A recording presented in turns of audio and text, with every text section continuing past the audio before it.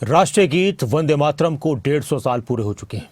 वंदे मातरम ये वो गीत जिसने देश की आज़ादी में भी अपनी अहम भूमिका निभाई और देश की आज़ादी के लिए लड़ने वाले इस गीत को गाते गाते शहादत का जाम पीने लगे। वंदे मातरम सुजलाम सुफलाम मलयज शीतलाम शस्य श्यामलाम मातरम। और इस मौके पर प्रधानमंत्री नरेंद्र मोदी ने दिल्ली में कार्यक्रम को संबोधित किया। पीएम मोदी ने कहा कि वंदे मातरम एक मंत्र है, एक संकल्प है। वंदे मातरम भारत की आजादी का उद्घोष था। पीएम ने साल 1937 का जिक्र किया जिसमें वंदे मातरम का एक हिस्सा हटा दिया गया।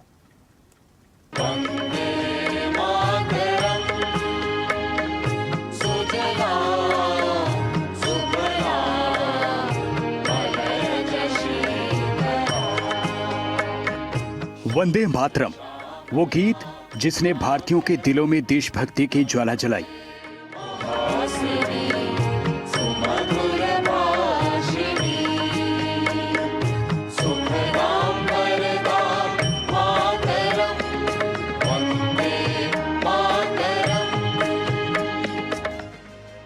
एक 150 साल पहले बंकिम चंद्र चटर्जी ने 7 नवंबर 1875 को इसकी रचना की। प्रकाशित होने से लेकर आज भी भारतीयों के लिए यह गीत प्रेरणा का स्रोत है। यह गीत भारत की मातृभूमि के प्रति श्रद्धा और देशभक्ति का प्रतीक बन चुका है। आजादी के आंदोलन से लेकर इस गीत ने हजारों क्रांतिकारियों को जागरूक किया और उनके हौसले को बढ़ाया। राष्ट्रगीत वंदे मातरम के 150 साल पूरे हो चुके हैं। प्रधानमंत्री मोदी ने दिल्ली के इंदिरा गांधी इंडोर स्टेडियम में कार्यक्रम को संबोधित किया। इस दौरान एक डाक टिकट और सिक्का भी जारी किया। वंदे मातरम इस संकल्प का उद्घोष बन गया था और वो उद्घोष था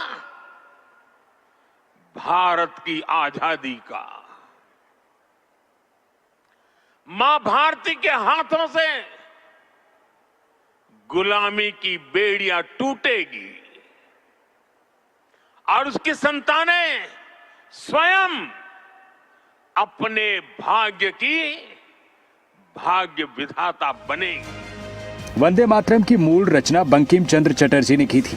इसमें मातृभूमि की प्रार्थना और राष्ट्रीय चेतना की झलक थी। लेकिन 1937 में कुछ हिस्सों को हटाया गया, खासकर उन पंक्तियों को जिन्हें कुछ समुदाय के लिए संवेदनशील माना गया। इस बदलाव ने गीत के स्वरूप को और प्रचार को प्रभावित किया।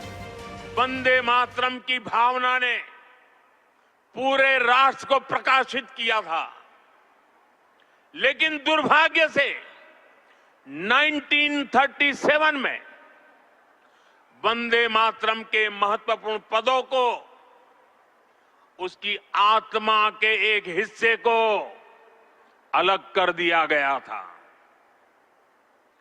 वंदे मातरम को तोड़ दिया गया था, उसके टुकड़े किए गए थे। वंदे मातरम के इस विभाजन ने देश के विभाजन के बीज भी बो दिए थे। 150 साल में वंदे मातरम का महत्व बदल नहीं पाया।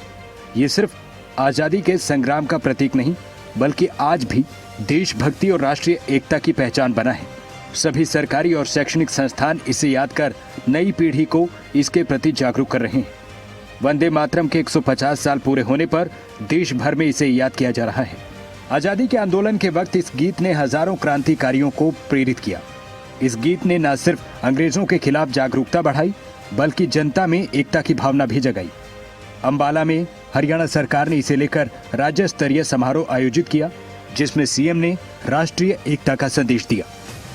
साथियों, आज भी वंदे मातरम मूल मंत्र उतना ही प्रासंगिक है जितना कि आजादी के आंदोलन के दौरान था। देश में एकता, अखंडता की भावना को मजबूत करने के लिए हमें वंदे मातरम की ज्योत से निरंतर जलाए रखना है।